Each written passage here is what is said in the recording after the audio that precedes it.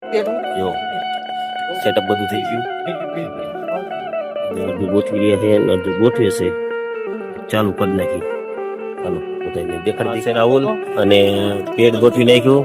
ખેલામ પીડાઈ જો રાહુલ પેડ ગોઠવી બેઠો છે અને સામે મહેશ ઓડિયન્સ સુધી આવી રહ્યું છે.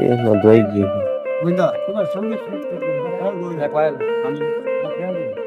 અને મેં મારો બેન્જો કમ્પ્લીટ કરી દીધો.